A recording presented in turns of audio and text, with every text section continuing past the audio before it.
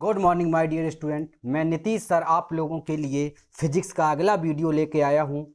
My dear student, अभी हमने जो आपके न्यूमेरिकल के वीडियो चल रहे थे उसमें ये आखिरी वीडियो है। इस वीडियो में आपके जो भी आपके शेष न्यूमेरिकल रह गए थे, आज आपकी सारी न्यूमेरिकल खत्म हो जाएंगे। इसलिए इस वीडियो को देखना ना भूलें। और आज से आपके जो हमने आपको पीडीएफ दी थी माय डियर स्टूडेंट, उस पीडीएफ का सारा सॉल्यूशन हो जाएगा। अर्थात उस पीडीएफ के जितने भी न्यूमेरिकल थे, इस वीडियो ये आपका आखिरी वीडियो है न्यूमेरिकल का। ठीक है, चलो आओ देखते हैं। तो जितने भी हमारे शेष न्यूमेरिकल रह गए थे माय डियर स्टूडेंट, उसी से संबंधित ये वीडियो है। चलो आओ सॉल्व करते हैं।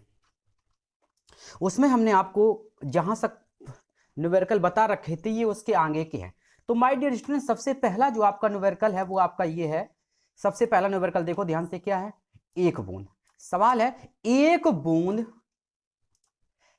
बूंद दो क्षैतिज व आवेशित प्लेटों के बीच उत्पन्न विद्युत क्षेत्र में संतुलन की अवस्था में बूंद का हमें क्या दिया है? मास। बूंद का द्रव्यमान दिया है। यहां से हम कह सकते हैं स्मॉल एम की वैल्यू कितनी है, तो स्मॉल एम का मान यहां इस जगह से आ जाएगा। स्मॉल एम का मान यहां से दिया 9.8। ध्यान समझना। लेकिन माय डियर स्टूडेंट, इसमें 9.8 दिया, लेकिन मान है कि इसमें मात्रा क्या है? ग्राम में। हमेशा हम जब भी द्रव्यमान यूज करते हैं तो द्रव्यमान हमें किस में होना चाहिए? मेरा द्रव्यमान किस में होना चाहिए? द्रव्यमान आपका होना चाहिए किलोग्राम में। किस में होना चाहिए? थोड़ा साफ कर दें। ठीक है, हमसे बोला गया है कि इसका मात्रक जो है वो है ग्राम। किलोग्राम में चेंज करना है तो सबको पता है, अगर ग्राम को किलोग्राम में चेंज करेंगे तो कितने से मल्टीप्लाई करेंगे? -3 से। -3 से हमने इसमें गुणा कर दिया तो ये मेरा बन गया 4.8 गुणे 10 की पावर -3 किलोग्राम बन गया। ओके, एक और बात याद रखना, हमने जो कल आपको वीडियो दिया था कैलकुलेशन संबंधित, उससे संबंधित थोड़ी बात बताना चाहता हूं माय डियर स्टूडेंट। हम आपको ये बताना चाहते हैं कि जब तक आप को छोटी छोटी बातें आप स्वयं नहीं सीखेंगे, जैसे ग्राम को किलोग्राम में कैसे चेंज करते हैं, तब तक ग्राम को किलोग्राम में कैसे चेंज करते हैं, सेंटीमीटर को मीटर में कैसे चेंज करते हैं, मिलीमीटर को सेंटीमीटर में कैसे चेंज करते हैं, एमएल को लीटर में कैसे चेंज करते हैं, तो ये छोटे छोटे जो काम हैं ये आपके स्वयं के हैं। जब तक आप प्रैक्टिस नहीं करेंगे तब तक आप फिजिक्स की न्यूमेरिकल लगाना नहीं सीख पाएंगे। जैसे यहाँ था ग्राम, अब ग्राम को आपको याद थोड़ी काम करा पाएंगे कि ग्राम से किलो इतने का मल्टीप्लाई। सिंपल सा याद रखना है, ये आपको दिमाग पर रखना है कि ग्राम से जब भी हम किलोग्राम में जाते हैं 10 की पावर -3 से गुणा करते हैं, बताया हमने बहुत बार आपको। और जब हम सेंटीमीटर से मीटर में जाते हैं 10 की पावर -2 का गुणा करते हैं। और जब हम एमएल यानी सॉरी एमएम मिलीमीटर से सेंटीमीटर में जाते हैं 10 की पावर -3 का गुणा करते हैं। छोटी छोटी बातें। ठीक है, चलो आगे चलते हैं। तो हमें उस कण का द्रव्यमान स्मॉल एम बराबर दिया 4.8 गुणा 10 की पावर -3 किलोग्राम। और आवेश हमें कितना दिया है? आवेश का जो मान दिया वो दिया हमें स्मॉल क्यू। स्मॉल क्यू की जो वैल्यू दी है कितनी दी है? स्मॉल क्यू का मान दिया 2.4 इंटू क्यू। यही दिया 2.4 इंटू क्यू।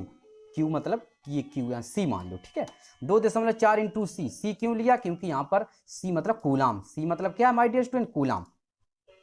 तो यहां सी का मतलब है कूलाम से मतलब है। ठीक है, तो हमारे पास सिर्फ दो चीजें हैं, कण का द्रव्यमान मेरे पास है और कण पर उपस्थित आवेश है। ठीक, एक उसने बात कह दी संतुलन की अवस्था में। हमने इससे पहले वाले जो हमने न्यूमेरिकल का माय डियर स्टूडेंट वीडियो दिया था, उस वीडियो हमने आपको समझाया था जब कण संतुलन की अवस्था में होते हैं तो कैसे बनता है, ये भी बताया था हमने। क्या बनता है बताया था, हम आपको समझा चुके हैं। ई क्यू बराबर एम जी। ठीक है, तो हम यहां नहीं बताएं क्या होता है। ई क्यू बराबर एम जी होता है। हमसे सिर्फ वैद्युत क्षेत्र पूछा गया, वैद्युत क्षेत्र की तीव्रता, विद्युत क्षेत्र एक ही बात ई। तो ई बराबर फॉर्मूला क्या होता है? M G. समझना, ई बराबर होता है एम जी और अपॉन क्यू। सही है। एम का मान कितना है? एम का मान हमें दिया है एम का मान दिया है 4.8। कितना दिया? ये दिया। एम का मान हमें दिया है 4.8। ठीक, और इंटू 10 की पावर -3, यही तो होगा, इंटू 10 की पावर -3। इसमें हम जी, और सुनो, जी का मान रटा है, आप लोगों को बताया है, याद कर लो, 9.8 होता है। और क्यू का जो मान है वो कितना है? 4.2। कूलाम में दिया, कोई नो चेंज। ध्यान समझना, कूलाम में दिया है, नो चेंज। आगे देखो हम क्या करेंगे, देखना ध्यान से। अगर हम ये 2.4 को अगर हम इससे काटें, सबसे कैलकुलेशन देखो, 2 से काटेंगे तो ये आएगा 2। 42 दूनी 84 होते हैं, 2 बार जाएगा ठीक है, 42 दूनी 84 हो गया। अगर हम इसमें 9.8 में 2 का गुणा कर दें तो 98 दूनी 96, 98 दूनी कितने होते हैं 96, और दशमलव एक अंक बाद लगी तो एक अंक बाद आप दशमलव लगा देंगे, इंटू कितना बचेगा 10 की पावर -3। दशमलव हमने बताया जो भी सार्थक हमेशा एक अंक बाद लगती है, तो ये नियम है कोट, तो हम क्या लिखेंगे 1.96 इंटू 10 की पावर, एक पावर कम, सॉरी जब बेटा हम दशमलव का रूल समझ लो, दशमलव जब मेरी यहां से है इस पॉइंट से इधर आई मतलब बाएं साइड, जब दशमलव हमारी बाएं साइड जितनी अंक जाती है निगेटिव पावर उतनी घटती है, पॉजिटिव पावर उतनी बढ़ती है। ध्यान से देखना, दशमलव पहले एक अंक के बाद थी, अब दशमलव 2 अंक के बाद हो गई, मतलब 9 के इधर आ गई, यानी एक अंक दशमलव एक अंक बाएं साइड चली गई, दशमलव एक अंक बाएं साइड चली, इसलिए निगेटिव पावर एक कम कर दो, कितनी बचेंगी 2, और यही इसका मात्र ये आंसर हो गया, क्या हो गया न्यूटन प्रति कूलम। लग गया आंसर, हो गया 10 की पावर -2 न्यूटन प्रति कूलम। ठीक है, नेक्स्ट सवाल की तरफ चलते माय डियर स्टूडेंट। सवाल है भुजा स्मॉल आर वर्ग के चारों शीर्षों ए बी सी व डी पर एक समान वैद्युत आवेश स्मॉल क्यू रखा है, बिंदु डी पर रखे आवेश पर लगने वाला बल है। ये सवाल बहुत बढ़िया सवाल है, बहुत मजेदार सवाल है, ध्यान समझना, बिल्कुल क्लियर हो जाएगा सवाल आज से। सवाल में कह रहा है कि भुजा स्मॉल ए वाले वर्ग के चारों शीर्षों ए बी सी व डी पर एक समान आवेश स्मॉल क्यू रखा है, यही कह रहा है। ठीक, ओके, एक समान आवेश स्मॉल क्यू रखा है, हमने आपकी बात देखो, तो हमने एक यहां पर एक चतुर्भुज देखो रखा है, तो हमने सबसे पहले क्या बनाया, एक चतुर्भुज बना लिया जिसका नाम क्या था ए बी सी डी, एक चारों शीर्षों पर एक समान वर्ग है, सॉरी चतुर्भुज नहीं वर्ग है, देखो वर्ग कहा उसने, देखो क्या कहा वर्ग कहा, ठीक, हमने तो ए बी सी डी एक वर्ग बना लिया।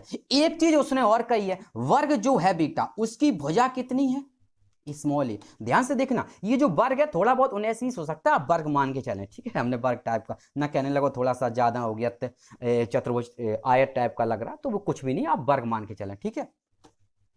वर्ग की भुजा उसने कितनी मानी स्मॉल ए, तो हम बेटा ऐसे कह सकते, ध्यान समझना, हमने मान ली इसकी भुजा ये स्मॉल ए होगी या नहीं होगी, ये स्मॉल ए होगी, और वर्ग जब है तो चारों भुजाएं कैसी होंगी, चारों भुजाएं बराबर होंगी, तो ये भी स्मॉल ए ये भी स्मॉल ए, चारों भुजाएं बराबर होंगी, ठीक, यानी चारों भुजाएं स्मॉल ए होंगी। अब हमने क्या किया, इसका विकर्ण खींच दिया, ध्यान समझना, क्या कर दिया विकर्ण खींच दिया, ए बी सी डी एक वर्ग था, वर्ग से इधर हमने एक विकर्ण खींच दिया जो यहां पर आ। अब समझो विकर्ण हमने क्यों खींचा, क्योंकि उसने हमसे बल पूछा है बिंदु डी पर, कहां पूछा है बिंदु डी पर, ध्यान समझना, बिल्कुल एक एक स्टेप बाय स्टेप क्लियर हो जाएगा। बिंदु डी पर हमसे बल पूछा, इसलिए हमने बिंदु डी पर निकाला। अब बिंदु डी पर आने के 3 रास्ते हैं, देखो, एक तो यहां से सीधा हम आ सकते हैं ए के द्वारा, एक सी के द्वारा, एक रास्ता है बी के द्वारा, है रास्ता, चाहे समझ लो अपोजिट, सही है, एक बी से ऐसे होते हुए, देखो मान लो ऐसा समझ लो, आप बिंदु बी पर खड़ा है कोई व्यक्ति, ठीक, बिंदु बी पर खड़ा है, उसे डी तक आना है, तो एक रास्ता तो ये है कि बी से ए ए से डी आ जाएगा, एक रास्ता ये है सी से होता हुआ डी से आएगा,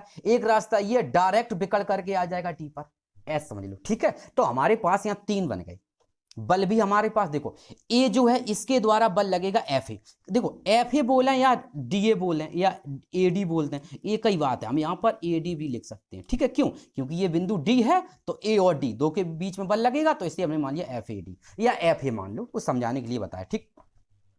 दूसरा बल लगेगा, देखो सी के अनुसार एफ सी लगेगा, इसको भी हम एफ सी लिख दें या हम लिख सकते हैं F D, F C D, sorry C और डी के बीच में लगा एफ सी डी, दूसरा जो एफ सी डी लिख सकते हैं, या फिर ऐसे ऐसे, ज्यादा कंफ्यूज वाली बात नहीं है, ठीक है, ज्यादा कंफ्यूज मत होना, इसलिए नहीं लिखा क्योंकि ज्यादा कंफ्यूज ना हो जाओ, इसलिए हमने यहाँ पर बिल्कुल क्लियर कर दिया।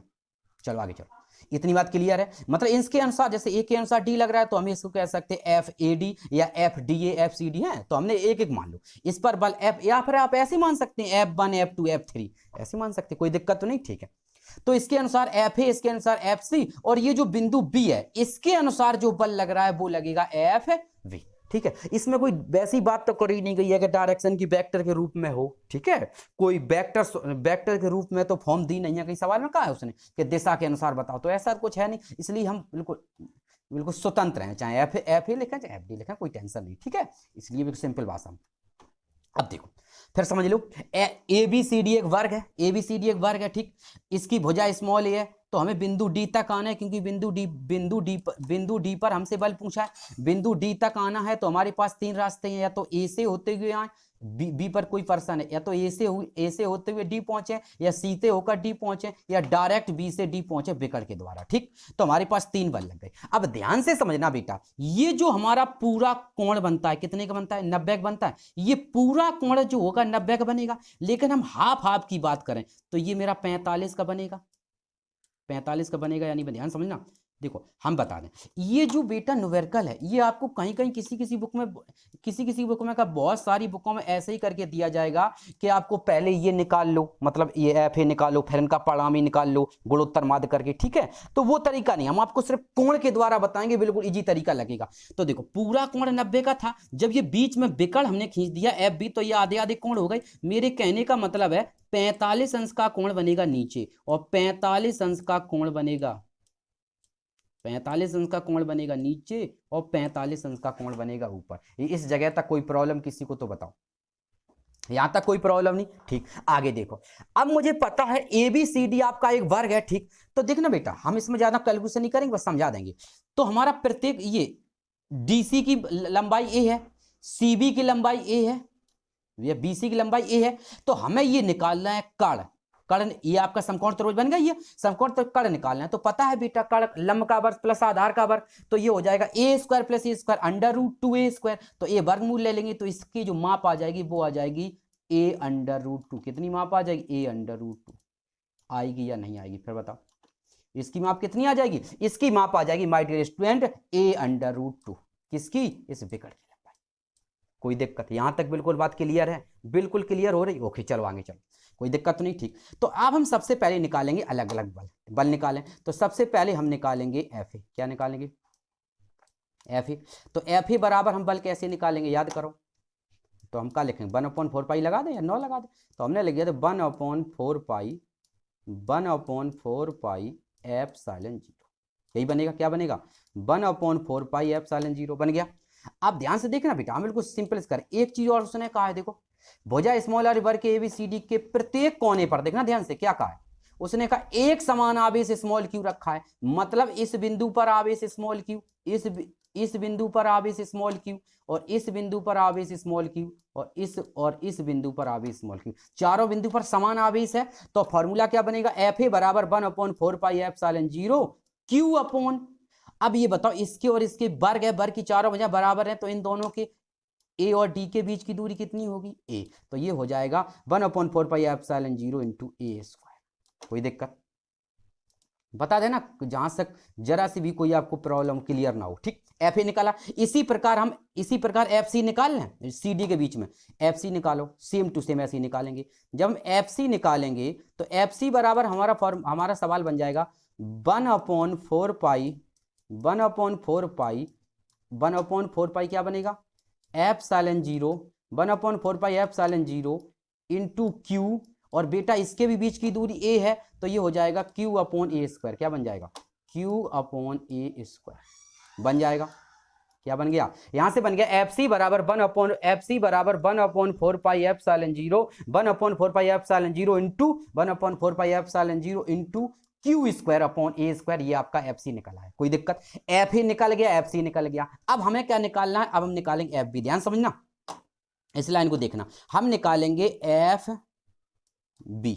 क्या निकालेंगे, FB। जो भी हो, F3 मान लो, जो भी मान लो, इसमें डायरेक्शन नहीं है। ठीक, कंफ्यूज मत होना कि FD क्यों नहीं लिखा, FC।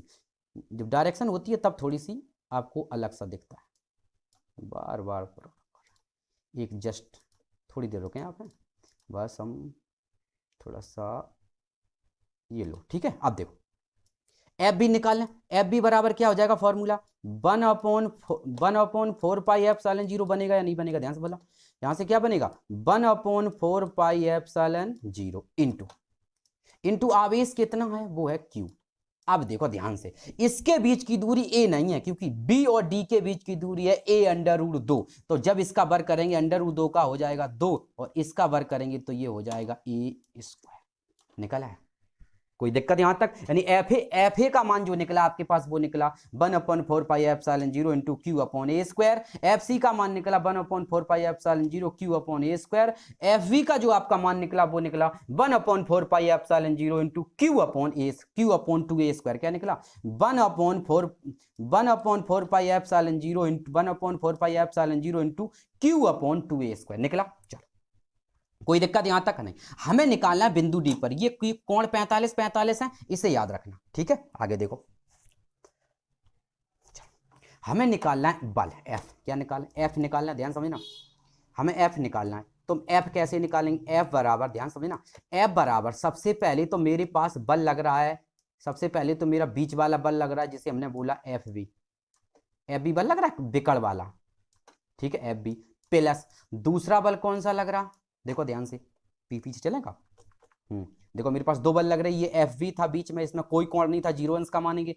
एफ ए कितने पर लग रहा? 45 अंश पर। और एफ सी भी कितने पर लग रहा? 45 अंश पर। बस तो एफ वी फिर क्या लगेगा? एफ सी, ध्यान समझना, एफ सी लगेगा। ये कितने अंश के कोण पर लग रहा है? 45 अंश पर बताया है।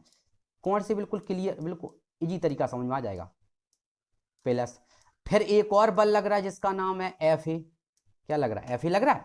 तो यहां से एक और मेरे पास बल लग रहा है जिसका नाम है एफ ए, लग रहा है एफ ए, ठीक।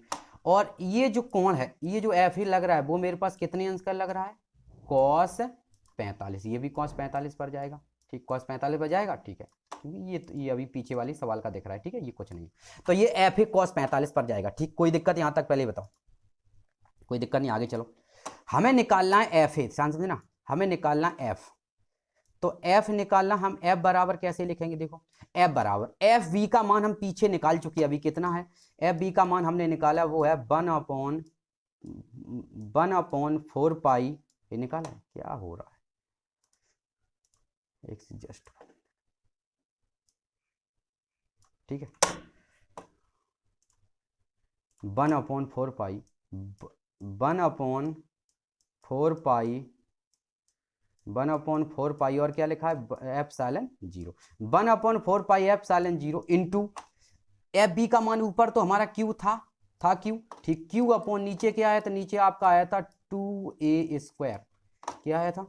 2a स्क्वायर ही था। माउस देखना, थोड़ी राइटिंग। एफ सी का मान बिल्कुल सेम था, इतना ही था। कितना था? 1/4 पाई एप्सिलॉन 0, यही था, एप्सिलॉन 0 इंटू क्यू, फिर कितना था? Q upon A square. क्या था? Q upon A square into, ध्यान समझना, क्यू अपॉन ए स्क्वायर। ये जो हमारा cos 45 लिखा है, cos 45 का मान कितना होता है? 1/√2। तो यहां से हमारा बन जाएगा 1/√2 बन गया। और प्लस सेम टू सेम बेटा एफ ए का मान रखोगे, उसका भी मान यही तो आ रहा है, सेम टू सेम आ रहा है। यानी यार देखो, वहां से हमारा आ रहा है कितना? वहां से आएगा 1/4 pi epsilon 0, 1/4 pi epsilon 0 into, फिर यहां पर कितना आएगा? इस जगह पर आपका आंसर आया Q upon A square, into, और cos 45 का मान यहां भी रखेंगे, तो यहां से आपका आंसर आ जाएगा 1/√2 बन गया। फिर देख लो एक बार, थोड़ी सी राइटिंग देखना, माउस काम नहीं कर रहा सही। एफ बी का मान है, एफ बी का मान कितना लिखा है my dear student? 1/4 pi epsilon 0 Q upon 2a square होता है। ये क्या लिखा है? ये 2a स्क्वायर लिखा है, ठीक। प्लस एफ सी का मान 1/4 pi epsilon 0 into Q upon A square into cos 45 का मान 1/√2, और इसी प्रकार एफ ए का मान और cos 45 1/√2 हो गया। हमें क्या निकालना? हमें निकालना एफ ही तुम निकाल ले, ठीक, एफ लिख लो। तो एफ जब हमें निकालना है तो एफ बराबर, ध्यान से देखना, सबसे एक चीज कॉमन होगी। क्या? सबसे 1/4 पाई एप्सिलॉन 0 कॉमन है। देखो दिख रहा, सबसे क्या कॉमन है? सबसे कॉमन है 1/4 पाई एप्सिलॉन 0 कॉमन, ठीक। सबसे जो आपका कॉमन है वो आपका कॉमन है 1/4 पाई एप्सिलॉन 0 कॉमन है। और एक चीज कॉमन है, वो क्या है बताओ? और एक चीज आपकी कॉमन है क्यू अपॉन ए स्क्वायर है। Q upon A square common है, ध्यान समझना, क्यू अपॉन ए स्क्वायर हमने कॉमन ले लिया, ठीक, Q upon A square common ले। अब देखो ध्यान से, मेरे पास क्या बचेगा? कितना बड़ा लग गया, मेरे पास क्या बचा? ये देखो जरा, बचा है कुछ, देखो मेरे पास क्या क्या बचा है आपको सिर्फ ये देखना। देखो मेरे पास इधर यहां पर बचा है, इस पहले में एफ बी में मेरे पास बचा है 1/2। क्या बचा? 1/2 प्लस 1/2। इस जगह यहां पर आपका क्या बचा? एफ। यहां पर आपका बचेगा, ये देखो 1/2 और 1/2 दोनों जगह 1/2 बचा, तो यहां से आपका कॉमन बचा, वो बचा 1/2 और प्लस इस जगह आपके पास कॉमन बचा, वो क्या बचा? इस जगह आपके पास कॉमन बचा, वो बचा 1/2। ठीक, आगे चलो, हमें निकालना एफ। एफ कैसे निकालेंगे? देखो एफ बराबर, यहां तो जो बचा था उसे आप सेम टू सेम लिख दें। क्या लिख देंगे? 1/4 पाई एप्सिलॉन 0,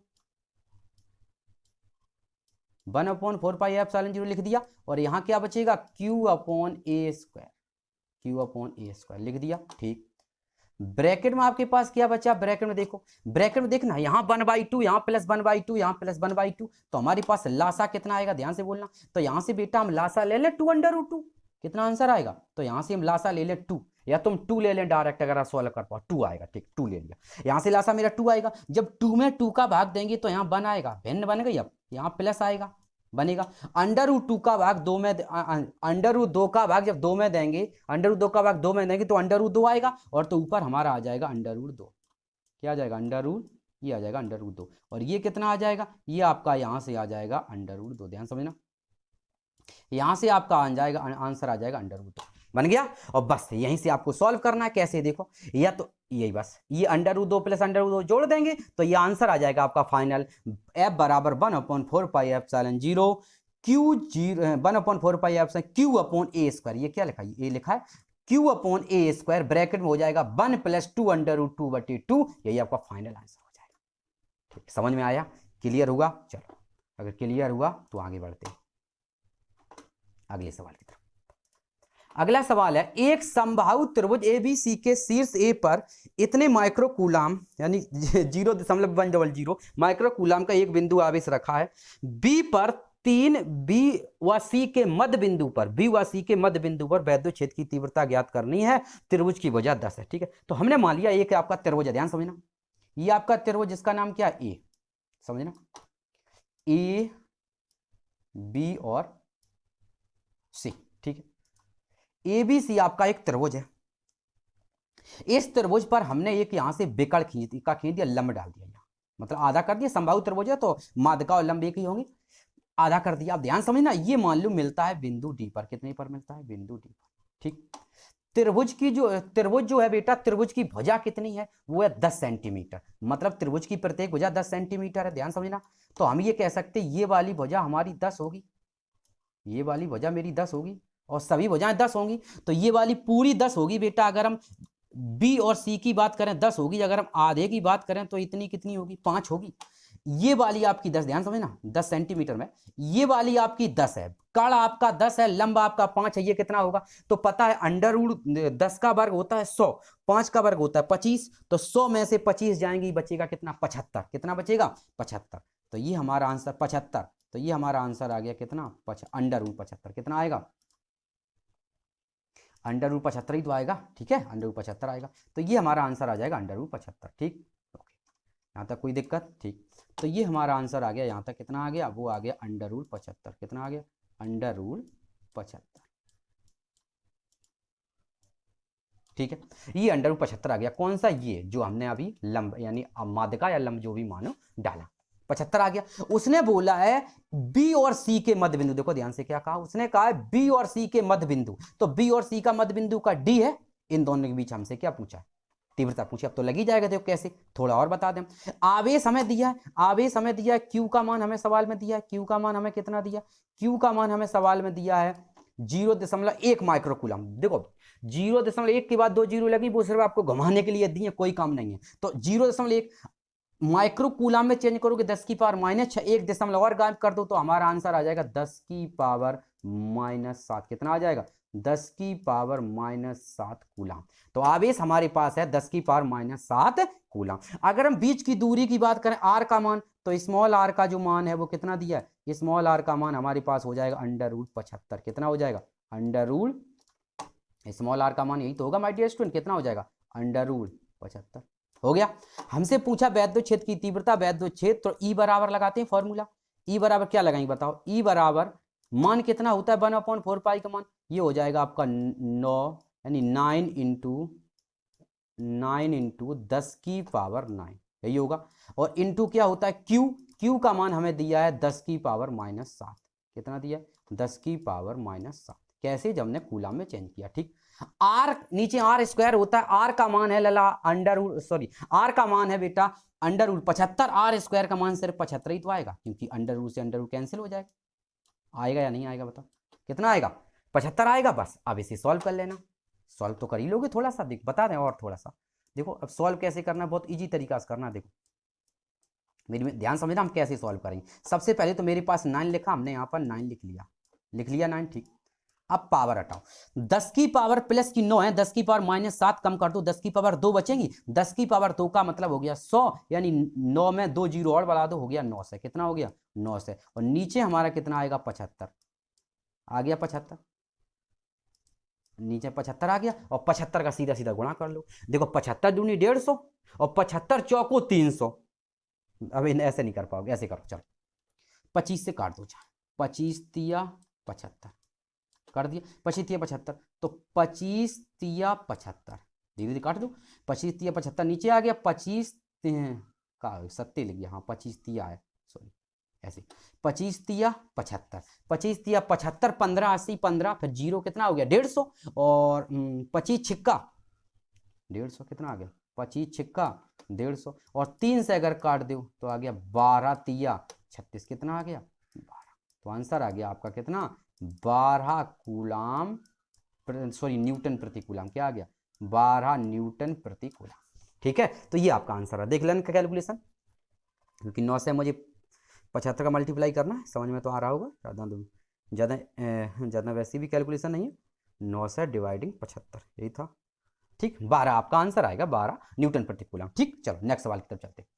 अगला सवाल है 2 न्यूटन प्रति कूलाम। क्या कह रहा है, सवाल है 2 न्यूटन प्रति कूलाम के वैद्युत क्षेत्र से 30 अंश के कोण पर एक कूलाम इंटू मीटर आघूर्ण का वैद्युत रखा, वैद्युत द्विध्रुव पर लगने वाले बल एवं के आघूर्ण गणना कर। ठीक, अब देखो हम डायरेक्ट बता रहे, ठीक है, आगे देखो डायरेक्ट बता रहे जो आपको याद आ रहा होगा याद मतलब समझ में आ रहा होगा। देखो हमसे पूछा वैद्युत द्विध्रुव के बल एवं का आघूर्ण, तो हमने तुम्हें समझा रखा बल एवं का आघूर्ण होता है टॉ। क्या होता है बेटा टॉ। टॉ पूछा है, टॉ बराबर फॉर्मूला हम क्या लगाएंगे, टॉ बराबर आपको फॉर्मूला लगाना है। देखो आप लोग थोड़ा सा कैलकुलेशन खुद करें, ठीक है, आपको ही सीखना है। हम तो टॉ बराबर इसलिए पूरी करना स्वयं कोशिश करें, बस थोड़ा सा मेथड देखा करें हम कैसे लगाते। बस टॉ बराबर P sine theta, sorry cos नहीं होता, क्या होता है, तो ये वाला होता है फॉर्मूला बता रखा आपको, टॉ बराबर पी साइन थीटा बताया था।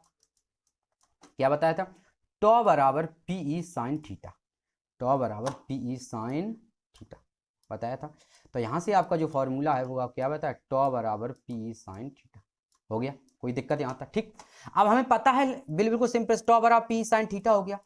पी कितना है, पी देखो, पी का मतलब क्या होता है, पी का मतलब होता है न्यूटन इंटू मीटर, कुछ दिया 1 न्यूटन इंटू मीटर का आघूर्ण, तो टॉ बराबर होता है पी बराबर याद पता होगा लला, पी बराबर 2 क्यू मतलब कूलाम, एल मतलब मीटर, कूलाम इंटू मीटर है। तो पी की वैल्यू हमें 1 दी है, कहां पर देखो ये जो दिया ये किसकी वैल्यू है, ये पी का मान है। तो पी का मान हमें सवाल में 1 दिया, ध्यान समझना। विद्युत क्षेत्र ई होता है, विद्युत क्षेत्र का मान ये देखो दिया न्यूटन प्रति कूलाम, ये आपकी क्या है, ये आपका ई की वैल्यू है, ई की वैल्यू दी है, तो ई की वैल्यू हमें दी है 2, ध्यान समझना, जब ई की वैल्यू 2, और थीटा का मान हमें कितना दिया है 30 अंश, दिया है 30 अंश, तो साइन 30 का मान यहाँ रखेंगे, सॉल्व कर लेना अपना है, साइन 30 रखेंगे, साइन 30 का मान होता है 1/2, 2 से 2 कैंसिल हो जाएगा, आंसर आ जाएगा 1, कितना आ जाएगा 1 आंसर आ गया। अब फॉर्मूला क्या होगा टॉ का, बताओ कोई बताएगा टॉ का फॉर्मूला क्या होता है, बताओ। अगर आपने उसमें ये वैसे टॉ तो यहाँ तो क्या नाम आघूर्ण के नाम से है, वैसे इसको क्या कहेंगे बोलो, कोई नहीं बताएगा, न्यूटन इंटू मीटर, क्या कहेंगे न्यूटन इंटू मीटर, इसका जो मात्रक होता है वो होता है न्यूटन इंटू मीटर, याद रखना मात्रक से ही सवाल को लगा पाएंगे। है था जी सवाल। यानी टॉ बराबर पी साइन थीटा लगा दिया, पी की वैल्यू 1 दी है माय डियर स्टूडेंट। ई का वैद्युत क्षेत्र हमें दिया है 2 न्यूटन प्रति कूलम और साइन 30 का मान 1/2, 2 से 2 कैंसिल, 1 मात्रा का। ठीक, आगे चलो। नेक्स्ट सवाल कह रहा है एक वैद्युत द्विध्रुव 10 की पावर 5 न्यूटन प्रति कूलम के वैद्युत क्षेत्र में 30 अंश के कोण पर रखा है। कितने की? 30 अंश के कोण पर रखा है, उस पर 6 न्यूटन। देखो अब याद आया था, याद रखना, हम इसको तो समझा देंगे या करना आपको। 6 न्यूटन प्रति न्यूटन इंटू मीटर मतलब टॉ का मान, ये टॉ का मान है। कितना मान है? टाउ का जो टॉ या टाउ कुछ भी कह सकते हैं आप, टाउ का मान हमें दिया है 6 न्यूटन प्रति कूलम और 30 अंश के कोण पर। ये किसका मान है? ये आपका थीटा की वैल्यू दे रहा है। किसकी वैल्यू दे रहा है? थीटा। यहां आपकी थीटा की वैल्यू कितनी है? 30 अंश और 10 की पावर 5 न्यूटन कूलम। यानी हमसे पूछ रहा है वैद्युत क्षेत्र। क्या पूछ रहा है? वैद्युत क्षेत्र ई, विद्युत क्षेत्र पूछ रहा है। और हमसे पूछ रहा है विद्युत द्विध्रुव के आघूर्ण, हमसे पी पूछ रहा है। क्या पूछ रहा है? पी। तो हमारा फॉर्मूला क्या होता है बताओ? हमारा फॉर्मूला होता है टॉ बराबर पी साइन थीटा। क्या होता है फॉर्मूला? टॉ बराबर पी ई साइन थीटा, यही होता है। ठीक, फॉर्मूला होता है टॉ बराबर पी ई साइन थीटा। ठीक, मान धर दो इसके। टॉ का मान कितना है कर दें, चलो। टॉ का मान कितना है? 6। पी का मान हमें निकाल लें सवाल में। ठीक, पी का मान निकाल लें। ई की वैल्यू हमें कितनी दे रहा है सवाल में? देखो ई की वैल्यू हमें दे रहा है 10 की पावर 5। तो ई की जो वैल्यू है वो कितनी है? 10 की पावर 5, 10 की पावर 5 दे रहा है। ठीक, इनटू साइन थीटा मतलब 30, साइन 30 का मान कितना होगा? 1/2। कितना मान होगा? 1/2। हमें पी निकालना है, तो पी देखो कितनी सरल से निकल आएगा। पी बराबर, इधर ध्यान से देखना, इधर 2 का क्या है? भाग। उधर क्या हो जाएगा? गुणा। तो 6 दूनी 12, तो इधर आपका आंसर आ जाएगा 12। ठीक, 12 12 इंटू 10 की पावर 5, इधर प्लस की उधर भाग में जाएंगी और जब ये ऊपर जाएंगी तो किसकी हो जाएगी? माइनस की। यानी आपका आंसर बन जाएगा 12 गुणे 10 की पावर, 12 गुणे 10 की पावर -5 बन गया। क्या बन गया? 12 गुणे 10 की पावर -5। मात्रक बताओ? Coulomb into metre. क्या होता है? Coulomb into metre. अब यहां से एक तरीका, एक थोड़ा सा और बढ़ा लेंगे, दशमलव यहां लगा देंगे। यानी कितना हो जाएगा? 1.2। याद आए, एक अंक के बाद हमेशा लगाना सीखो। 1.2 इंटू 10 की पावर 5 थी, एक और बढ़ जाएगी निगेटिव पावर, तो कितनी हो जाएंगी? 6। तो ये सॉरी गलत हो गया, निगेटिव पावर बढ़ जाए, पॉजिटिव पावर है ये। हमें कौन सी दे रहा है? निगेटिव पावर दे रहा है। निगेटिव पावर दे रहा है तो घटाओ उसको, है। तो 10 की पावर 5 थी, क्योंकि दशमलव इधर लेफ्ट साइड से राइट साइड गई, इसलिए निगेटिव पावर कम कर दो। 5 की जगह कितनी रह जाएंगी? 4। तो ये पावर रह जाएंगी। ये आंसर आ जाएगा 1.2 गुणा 10 की power -4 coulomb into metre. Next सवाल देखो। नेक्स्ट सवाल कह रहा है, बिल्कुल ध्यान से देखना बेटा। नेक्स्ट सवाल कह रहा है 1 माइक्रो कूलम तथा -1 माइक्रो कूलम के 2। तो आपको हमने बिल्कुल याद आया होगा किसी को, ये आपका विद्युत द्विध्रुव है। ठीक है, क्योंकि हमने बताया था बिल्कुल सेम होते हैं। ठीक है, परमाणु में समान लेकिन आवेश अलग अलग होते हैं, मतलब एक नेगेटिव तो एक पॉजिटिव। एक है एक माइक्रो कूलम, एक है -1 माइक्रो कूलम। यानी हम इसको ऐसे लिखते हैं सही से, इससे हम लिख सकते हैं 10 की पावर -6। क्या लिख सकते हैं? 10 की पावर -6। ठीक, और इसे हम लिख सकते हैं, इसे भी लिख सकते हैं 10 की पावर -6। तो ये दोनों में अंतर का है, ये भी कूलम में, ये भी कूलम में। हो गया, बस अंतर ये है प्लस में और ये है माइनस में। ठीक, कितनी 2 सेंटीमीटर दूरी पर रखे हैं। 2 सेंटीमीटर दूरी का मतलब अगर मीटर में कन्वर्ट करोगे तो लिखेंगे 2 गुणे 10 की पावर -2। क्या लिखेंगे? 2 गुणे 10 की पावर -2 स्थित है। ये दोनों मिलकर एक विद्युत द्विध्रुव की रचना करती हैं। सही है, यह विद्युत द्विध्रुव, देखो यह विद्युत द्विध्रुव कहाँ चला गया? यह विद्युत द्विध्रुव जो है क्या कर रहा है? देखो, यह विद्युत द्विध्रुव 1 वोल्ट प्रति मीटर के एक समान विद्युत क्षेत्र में स्थित है। क्या कहा? 1 वोल्ट प्रति मीटर के। तो 1 वोल्ट प्रति मीटर के विद्युत क्षेत्र में स्थित है। 1 वोल्ट प्रति मीटर विद्युत क्षेत्र में स्थित है। कैपिटल ई का मान है ये, हमने तो बता रखा, ये कैपिटल ई का मान है, विद्युत क्षेत्र जो स्थित। ठीक, ये किसका मान है? ये कैपिटल ई का मान है, सवाल में दिया। कैपिटल ई का मान दिया हमें 1 वोल्ट प्रति मीटर के एक समान विद्युत क्षेत्र में स्थित है। ज्ञात कीजिए विद्युत द्विध्रुव आघूर्ण 2 और विद्युत आरोपित अधिकतम बल युग्म का आघूर्ण। ठीक, अधिकतम बल युग्म का आघूर्ण। अब देखो थोड़ा सा बता दें, हमें दिया तो सबसे पहले तो हमसे पूछा है पी। क्या पूछा है?